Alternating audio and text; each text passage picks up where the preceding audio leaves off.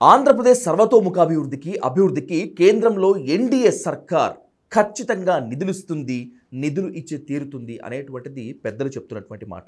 ఈ పెద్దలు బీజేపీ నేతలు మాత్రమే కాకుండా ఆంధ్రప్రదేశ్లో అధికారం ఉన్నటువంటి కూటమి నేతలు కూడా. ఒకవేళ కనుక ఇదే నిజమైతే ఇప్పటి కేంద్ర బడ్జెట్లో ఏపీకి ఎన్ని నిధులు ఇచ్చారు? 15,000 కోట్ల రూపాయలు అమరావతికి ఇస్తారన్న మాట నిజమేనా? ఇది సాధ్యమై తీరుతుందా? అసలు నిజంగా కేంద్రం ఆంధ్రప్రదేశ్పై ప్రేమ చూపిస్తుందా? ఆ ప్రేమ సవతి తల్లి ప్రేమ అనేటువంటిది ఇప్పుడు హాట్ టాపిక్ ఉన్నటువంటి నేపథ్యంలో అసలు కేంద్రంకి కూటమికి ఏ విధంగా సఖ్యత ఉందనేటువంటి దానిపై డీటెయిల్గా చర్చిద్దాం ప్రముఖ పొలిటికల్ అనలిస్ట్ చింతా రాజశేఖర్ గారితో. రాజశేఖర్ గారు నమస్తే. నమస్తే. రాజధాని నిర్మాణానికి 15,000 కోట్ల రూపాయలు మేము సాయం చేస్తామని చెప్పి కేంద్రం చెప్పింది. అయితే ఇది అప్పుగా, గ్రాంటుగా అని చెప్పి ప్రతిపక్షం వైసీపీ ఆరోపిస్తోంది.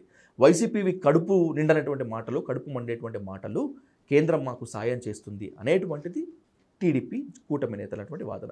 ఏది నమ్మాలి? అసలు నిజంగా కేంద్రం అమరావతితో పాటు ఆంధ్రప్రదేశ్కి సాయం చేస్తుంది? అసలు అలా సిచ్యువేషన్స్ ఉన్నాయా? బడ్జెట్ కేటాయింపులు చూస్తే అటువంటి ఏం కనబడలేదు. పోలవరంకి ఏమన్నా సరే త్వరితగతిన అంటే ఇంకా 15 సంవత్సరాలు కూడా కాకుండా కంప్లీట్ చేయకపోతే అది ఒక ఇదవుతుంది. కాబట్టి ఈ టర్మ్లో పోలవరంకి ఏమన్నా సరే నిధులు ఇచ్చి ఆల్మోస్ట్ 80% పనులు అయిపోయినాయి. సో అది కంప్లీట్ చేసే అవకాశం, అదొకటి మాత్రం కంప్లీట్ చేయొచ్చు. కానీ మిగతా చూస్తే పెద్ద కేటాయింపులుగా వచ్చినట్టు ఏమీ కనపడలేదు. వీళ్ళు ఏం చెప్పారు? 15,000 కోట్లు అమరావతి రాజధాని నిర్మాణానికి కేంద్ర ప్రభుత్వం ఇస్తుందని ముందు చెప్పుకున్నారు. లేదు మేము వరల్డ్ బ్యాంక్కి మేము గ్యారంటర్గా ఉండి మీకు అప్పిస్తామని నిర్మలా సీతారామన్ గారు చెప్తున్నారు. అప్పైనా సరే 30 సంవత్సరాల తర్వాత కదా తీర్చేది, తొందరగా ఏముంది అనేది చెప్తున్నారు. సో ఇప్పుడు అదే అప్పు అని ఒప్పుకున్నారు. ఇక్కడ 2 విషయాలు, నితీష్ కుమార్కి చంద్రబాబు నాయుడుకి మధ్యలో ఉన్న డిఫరెన్స్ చెప్తాను నేను. ఒక రాజకీయ నాయకుడు ఇద్దరు కమిట్మెంట్ టువర్డ్స్ స్టేట్. 2016లో మాకు ప్రత్యేక హోదా లేకపోయినా పర్వాలేదు, ప్రత్యేక ప్యాకేజీని మేము స్వాగతిస్తున్నామని చెప్పేసి అసెంబ్లీ తీర్మానం చేసిన వ్యక్తి చంద్రబాబు నాయుడు. అవును. ఆ తర్వాత మళ్ళీ ఎన్నికల్లో నష్టపోతామని చెప్పి మళ్ళీ యూటర్న్ తీసుకొని ప్రత్యేక హోదా కావాలని మళ్ళీ ఎన్నికలు అయిపోయిన తర్వాత మౌనంగా ఉన్నారు. ఇప్పుడు మళ్ళీ ఎన్నికల ఫలితాలు వచ్చిన తర్వాత నితీష్ కుమార్, చంద్రబాబు నాయుడు ఇద్దరు పెట్టిన డిమాండ్స్ ఏంటంటే, నితీష్ కుమార్ ఏమో నాకు బీహార్ రాష్ట్రానికి ప్రత్యేక హోదా కావాలి అంటున్నారు. బీహార్ రాష్ట్రానికి కేంద్ర ప్రభుత్వం ఎప్పుడు హామీ ఇవ్వాలా, పార్లమెంట్లో రాజ్యసభలో ఎప్పుడు వాళ్ళకి హామీ ఇవ్వాలా, ఏమి ఇవ్వాలా. కానీ ఆయన అడుగుతున్నారు. ఈయన నాకు 5 మంత్రి పదవులు కావాలంటున్నారు. డిఫరెన్స్ బిట్వీన్ బోత్ చూడండి. ఈ రోజు వరకు కూడా ప్రత్యేక హోదా అనే పదం ఉచ్చరించట్లేదు చంద్రబాబు నాయుడు. ఎక్కడ అమరావతి మీద ఫోకస్ చేస్తున్నాను. సో అమరావతికి నిధులు వస్తే రాష్ట్రం బాగుపడుతుందా, ప్రత్యేక హోదా వల్ల రాష్ట్రం బాగుపడుతుందా అనేది మనం చూస్తే, ప్రత్యేక హోదా వల్ల ఏమవుతుందంటే పారిశ్రామికవేత్తలకి ట్యాక్స్ ఇన్సెంటివ్స్ వస్తాయి. తద్వారా వాళ్ళు ఆంధ్రప్రదేశ్లో వచ్చి పరిశ్రమల స్థాపన చేస్తారు. ఆంధ్రప్రదేశ్ యువతకి ఉద్యోగ కల్పన జరుగుతుంది, పారిశ్రామీకరణ జరుగుతుంది. అది ప్రత్యేక హోదా వల్ల వచ్చే లాభం. మనకి ప్రత్యేక హోదా ఇస్తున్నది కూడా ఎందుకు?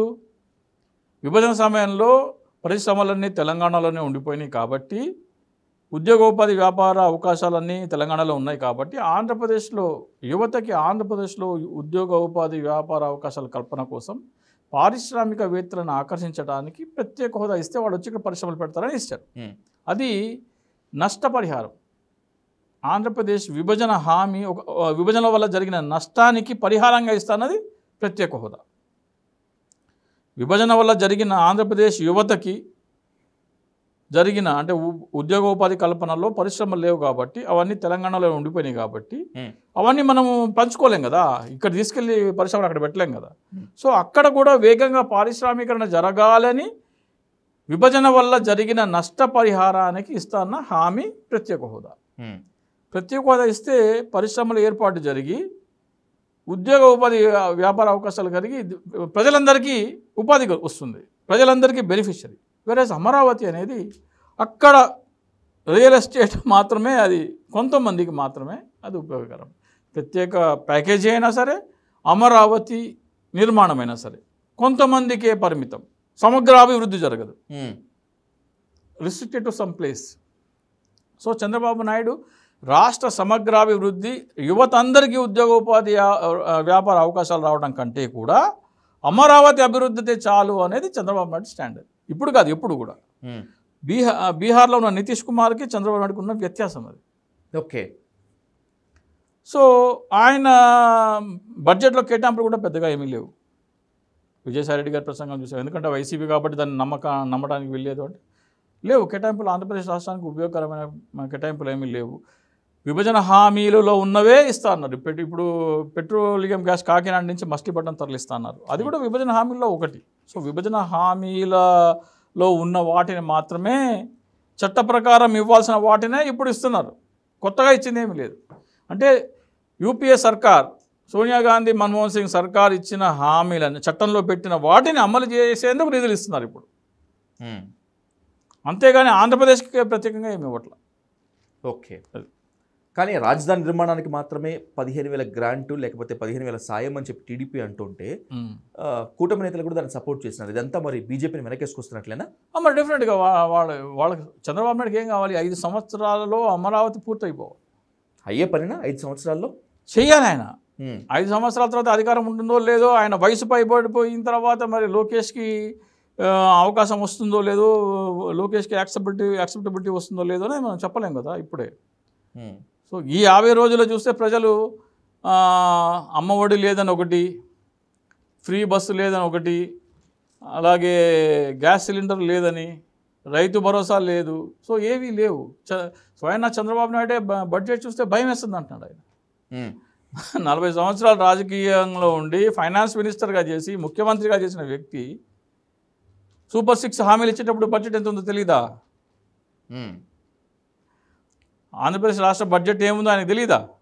సూపర్ 6 ఇచ్చినప్పుడు జగన్మోహన్ రెడ్డి ఏమో మొత్తం పవర్ పాయింట్ ప్రజెంటేషన్ ఇచ్చి మన రాష్ట్ర ఆదాయం ఇంత, నేను ఇస్తానది ఇంత, ఇంతకు మించి ఇవ్వలేము అని జగన్మోహన్ రెడ్డి గారు చెప్పారు. లేదు నేను సంపద సృష్టిస్తా, నేను ఇస్తా అని చెప్పేసి చంద్రబాబు నాయుడు గారు చెప్పి నేను ఇంత ఇస్తా అని చెప్పి ఓట్లు వేయించుకొని కూడా నేను అనను. ఓట్ ఫర్ డెమోక్రసీ నివేదిక ప్రకారం ఓట్లు కూడా పండి నేను ఒప్పుకోను. ఈ రోజున చేతులు ఎత్తేస్తే ఏంటి? అది చంద్రబాబు నాయుడు టెండెన్సీ. అది గత 4 దశాబ్దాలుగా చంద్రబాబు నాయుడు ఇస్తానన్న హామీలు ఎగరడంలో దిట్ట అనేది ఆయన 3 పర్యాయాలు చెప్తున్నాయి ఆయన వ్యవహార శైలి. ఈసారి ఏంటి డిఫరెన్స్? ఎందుకు ఓటేశారు అంటే పవన్ కళ్యాణ్ చూసి ఓటేశారు. మేము ఓట్లు వేసింటే కనుక, ఓకే, ఒకవేళ ఓట్లు నిజంగా వేసింటే కనుక 49 లక్షల ఓట్లు మ్యానిపులేట్ చేయకుండా నిజంగానే పడ్డాయని మనం భావిస్తే, ఓట్లు వేసింటే కనుక చంద్రబాబు నాయుడు ఎటు నమ్మట్లేదు, నాది పూచి అని వేయించాడు. కాబట్టి ఈసారి హామీల అమలు తప్పు జరగకపోతే మెయిన్ కల్ప్రిట్ పవన్ కళ్యాణ్ అవుతాడు, చంద్రబాబు నాయుడు అవ్వడం. చంద్రబాబు నాయుడుని ప్రజలు నమ్మలేదు. ఓకే. మళ్ళీ ఈ రోజున ఇప్పుడు మనం ఎన్నికల ఫలితాలు వచ్చిన తర్వాత జగన్మోహన్ రెడ్డి గారు పులివెందులు వెళ్ళారు. అక్కడ జనం ఎట్లా వచ్చారో మనం చూసాం. కుప్పం చంద్రబాబు నాయుడు గారు వెళ్ళారు, అవి చూసాం. అక్కడ వచ్చిన ప్రజాదరణ అంటే ఒక 161 స్థానాలు వచ్చిన ముఖ్యమంత్రి వస్తే జనాలు ఉప్పెనలా పోటెత్తాలి. కానీ జనాలేమో జగన్మోహన్ రెడ్డి పులివెందులు వెళ్తే వచ్చారు. ఎన్నికల కంటే ముందర కూడా నేను చెప్పాను, నేను ఎందుకు ఈ ఎన్నికలని యాక్సెప్ట్ చేయట్లేదంటే, ఎన్నికల కంటే 4 రోజుల ముందర చంద్రబాబు నాయుడు ఒక ఛానల్లో, జగన్మోహన్ రెడ్డి ఒక ఛానల్లో live telecast same day same time start అయింది. ఆ వ్యూవర్షిప్ అనేది 175,000 లైవ్ వ్యూస్ జగన్మోహన్ రెడ్డికి ఉంటే 10,000 చంద్రబాబు నాయుడుకు ఉన్నాయి. ఎన్నికల కంటే 4 రోజుల ముందర సినారియో అది. మీరు సభల కంటే జనాలను తీసుకొచ్చి కూర్చోబెట్టారు, మద్యం ఇచ్చారు, బిర్యానీ పొట్లాలు ఇచ్చారు, డబ్బులు ఇచ్చారు, ఇవన్నీ ఆరోపించవచ్చు. కానీ మీరు ఏ ఛానల్ చూడాలో లేదో మీరు కంట్రోల్ చేయలేని, మీ చేతుల్లో లేని పని కదా అది. సో ఆ గణాంకాలు చూస్తే అలా ఉంటే, ఎన్నికలు అయిపోయిన తర్వాత మొన్న same Jaganmohan Reddy garu press meet, Chandrababu Naidu assembly meeting same టైంలో జరుగుతున్నప్పుడు ఛానల్లో వ్యూవర్షిప్ చూసుకుంటే మళ్ళీ ఈరోజు కూడా జగన్మోహన్ రెడ్డికి 10 times దాకా ఎక్కువ ఉంది. అంతేందుకు వినకుండా జగన్మోహన్ రెడ్డి వెళ్ళారు. అడుగడుగున జనాలు వచ్చి నీరాజనాలు పెట్టారు, అడుగడుగున వినకొండ దారు. ఓకే. నంద్యాలలో చంద్రబాబు నాయుడు అరెస్ట్ చేసి సిబిఐ ఆఫీస్ తీసుకొస్తుంటే ఆ స్పందన ఎక్కడుంది మీకు? These are all indicators. ప్రజాదరణ ఎవరికి ఉంది అనేది చెప్పడానికి ఇవన్నీ ఇండికేటర్స్. ఇవన్నీ మీరు ఎట్లా ఇగ్నోర్ చేస్తారు? మీరు ఈరోజు కూడా జగన్మోహన్ రెడ్డికి ఉన్న పాపులారిటీ కూటమి నేతలకు లేదు. సో ఇవన్నీ కళ్ళారా చూసిన తర్వాత ఇవన్నీ మీకు కళ్ళకు కనపడుతున్న ఆధారాలు. కాబట్టే మనము ఎన్నికల మీద మనకు అనుమానాలు వస్తాయి. రైట్. మీరు ఇంతకుముందు ఎప్పుడు కూడా వాదిస్తూ ఉండేటువంటి వాళ్ళు అంటే ఇప్పుడు దేశవ్యాప్తంగా సంచలనం సృష్టిస్తున్నటువంటి లిక్కర్ స్కామ్ కన్నా కూడా అమరావతి స్కామ్ చాలా పెద్దది అని చెప్పి, ఒకవేళ కనుక లిక్కర్ స్కామ్ కన్నా అమరావతి స్కామ్ చాలా పెద్దది అయి ఉంటే లిక్కర్ స్కామ్లో కవిత, కేజ్రీవాల్తో పాటు మరికొంతమంది నేతలు కారాగారంలో ఉన్నారు, ఊచలు లెక్క పెడుతున్నారు, ఇంకా సామాన్య పరిభాషలో చెప్పుకోవాలనుకుంటే.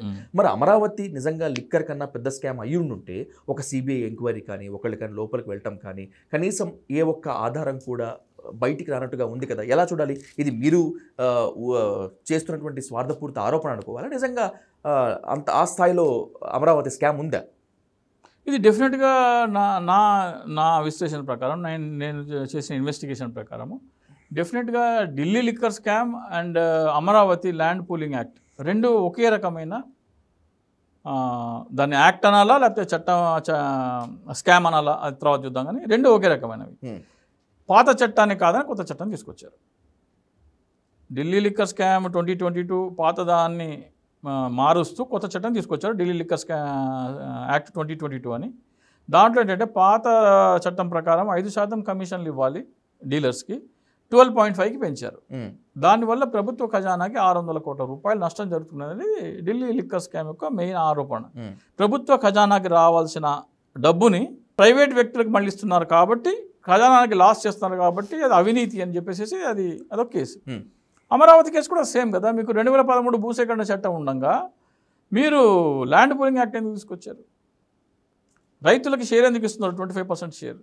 సో నా వాదన ఇప్పుడు ఎందుకు సిబిఐ కేసు పెట్టలేదంటే, ఎన్డీఏ ప్రభుత్వము 2014 నుంచి 2019 వరకు ఎన్డీఏ ప్రభుత్వము, దాంట్లో భాగస్వామి 4 సంవత్సరాల భాగస్వామి చంద్రబాబు నాయుడు. అప్పుడు ఆయన ఎన్డీఏలో ఉన్నాడు కాబట్టి సఖ్యతగా ఉన్నారు కాబట్టి కేసులు పెట్టలేదు. ఆ తర్వాత జగన్మోహన్ రెడ్డి వచ్చి ఏం చేశాడు? అమరావతి చట్టాన్ని రద్దు చేశాడు కదా. కేసు పెట్టాల్సిన అవసరం ఏముంది? ఏ చట్టం అయితే లేదో, అవినీతి జరిగిందని ఏది ఆరోపణ, ఆ చట్టం ఉంటేనే కదా మీరు కేసు పెట్టగలిగింది. సో జగన్మోహన్ రెడ్డి వచ్చి 3 రాజధానులు అంటే అప్పటికల్లా అమరావతి కాన్సెప్టే లేదు కాబట్టి కేసు పెట్టడానికి అవకాశమే లేదు. ఇప్పుడు మళ్ళీ చంద్రబాబు నాయుడు వచ్చి అమరావతి కాన్సెప్ట్ ఇస్తున్నారు, కానీ అని మళ్ళీ ఎన్డీఏలో భాగస్వామి కదా. ఎన్డీఏలో భాగస్వామి మీద మరి ఎన్డీఏ కేసులు పెడుతుందా? ఓకే, కేసులు ఎందుకు పెట్టలేదనే కారణం అది. ఖచ్చితంగా మీరు రెండు పోల్చి చూసినప్పుడు ఇది కేసులు పెడతారా పెట్టరా అని నేనైతే చెప్పను, కానీ కేజ్రీవాల్ కానీ లేకపోతే కవిత గారు కానీ కోర్టుకి వెళ్ళి ఈ రెండు చట్టాలు ఇలా ఉన్నాయి కదా, దీన్ని ఒకలాగా ఎందుకు చూస్తున్నారు, దీనికి ఇలా ఎందుకు చూస్తున్నారు అని వాళ్ళు గనక కోర్టు ముందర చెప్తే ఫస్ట్ ఇమీడియట్ బెయిల్ అయితే వచ్చేస్తుంది వాళ్ళకి. ఇమీడియట్గా బెయిల్ అయితే వచ్చేస్తుంది వాళ్ళకి. ఇప్పుడు ఒక ఉదాహరణ చెప్తాను. ఒక పోలీస్ స్టేషన్కి ఇద్దరు వచ్చారు కంప్లైంట్ ఇవ్వడానికి. ఒక వ్యక్తి ఏమో ఎవరో నా పాకెట్ కొట్టేశారు, మేము ట్రైన్లో ట్రావెల్ చేశాను, నా పక్క సీట్ అతని మీద నాకు అనుమానం ఉంది అని ఒక అతను కంప్లైంట్ చేశాడు. ఓకే, ఇంకో అతను వచ్చి కంప్లైంట్ ఏం చేశాడు, మా ఇంటికి కన్నం పెట్టి దోచుకున్నారని చెప్పారు. ఇద్దరు కంప్లైంట్స్ వచ్చి పోలీస్ స్టేషన్. ఫస్ట్ ఆయన ఏం చెప్పారు, బాబు నీ పర్సు కొట్టేశారన్నావు కదా, నీ పర్సులో ఎన్ని డబ్బులు ఉన్నాయంటే 600 రూపాయలు ఉన్నాయని చెప్పారు. ఎవరు? మొదటి కంప్లైంట్. రెండో, బాబు మీ ఇంటికి కన్నం పెట్టారంటున్నావు, బీరా తాళాలు పగలు కొట్టారంటున్నావు, బీరాలో ఎన్ని డబ్బులు ఉన్నాయంటే, బాబు నేను ఆ రోజు 5 లక్షల రూపాయలు నేను బ్యాంకులో డ్రా చేశాను, బ్యాంకులో డ్రా చేసిన ఆధారం ఇది, నేను బీరువాలో పెట్టేసేసి నేను ఒక ఫంక్షన్కి వెళ్ళి వచ్చేటప్పటికల్లా గోడ కన్నం పెట్టి దోచేశారని చెప్పారు. ఇక్కడ పోలీసులు ఎవరి కేసు ముందు తీసుకోవాలి? 600 పర్సు చోరీ కేసు ముందు తీసుకోవాలా? 5 లక్షలు ఇల్లు కొల్లగొట్టి బీరువా కొల్లగొట్టిన కేసు ముందు తీసుకోవాలా?